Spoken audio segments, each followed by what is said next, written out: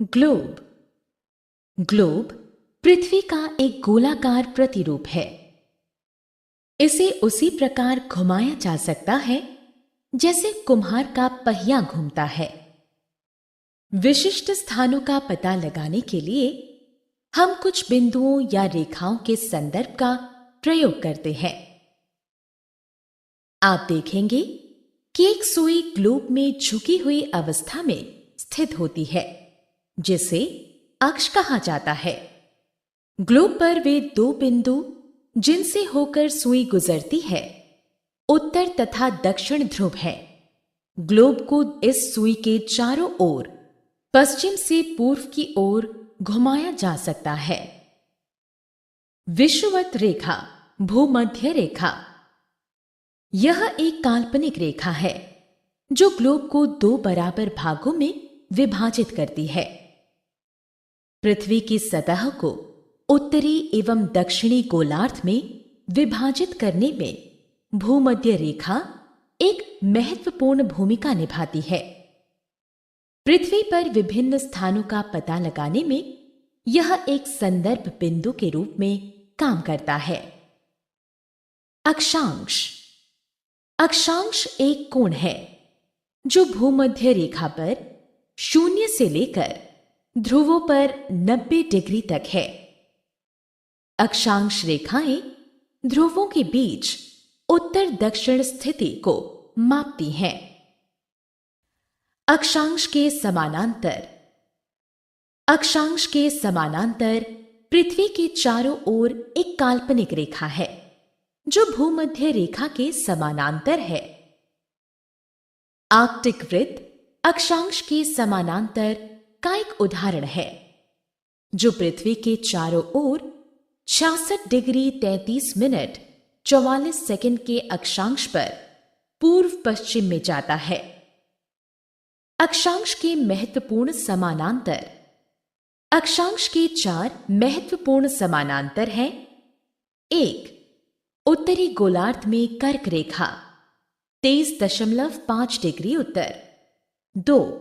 दक्षिणी गोलार्ध में मकर रेखा 23.5 डिग्री दक्षिण। 3.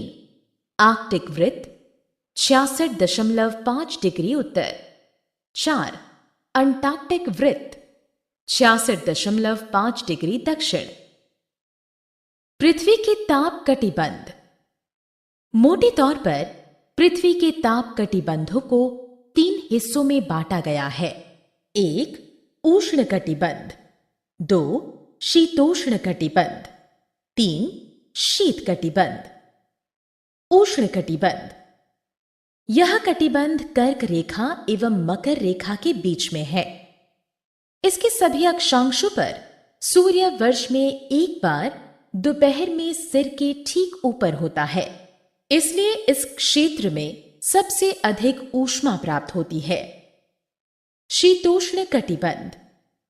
इस कटिबंध की स्थिति उष्ण कटिबंध के बाहर है एवं यहां सूरज की किरणें तिरछी पड़ती हैं।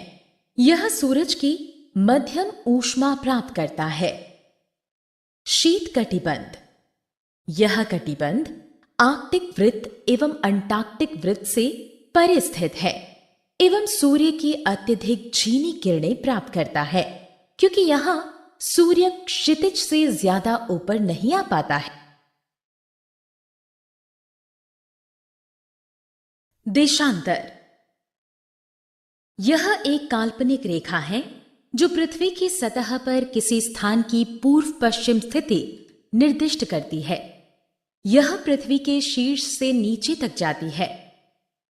उत्तर और दक्षिणी ध्रुव के वे बिंदु जिस पर यह मिलती है उसे मध्याह्न कहा जाता है।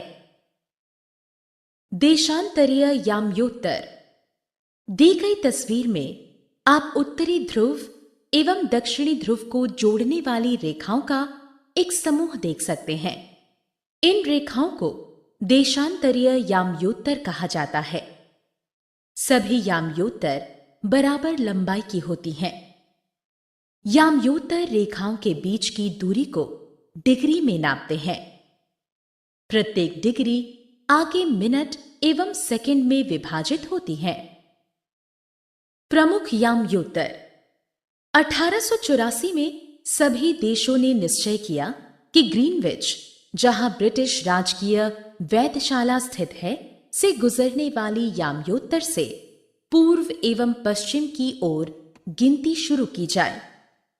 ग्रीनविच के मध्य से गुजरने वाले यामयोत्तर को प्रमुख यामयोत्तर कहते हैं। देशांतर और समय।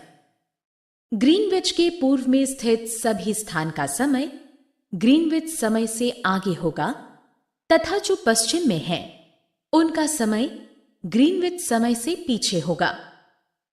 पृथ्वी पश्चिम से पूर्व तक घूमती है और एक चक्र पूरा करती है जिसमें 360 डिग्री होती है। अतः पृथ्वी लगभग 24 घंटे में अपने अक्ष पर 360 डिग्री घूम जाती है, अर्थात वह 1 घंटे में 15 डिग्री एवं 4 मिनट में 1 डिग्री घूमती है। मानक समय। अलग अलग यामयोत्तर पर स्थित स्थानों के स्थानीय समय में अंतर होता है।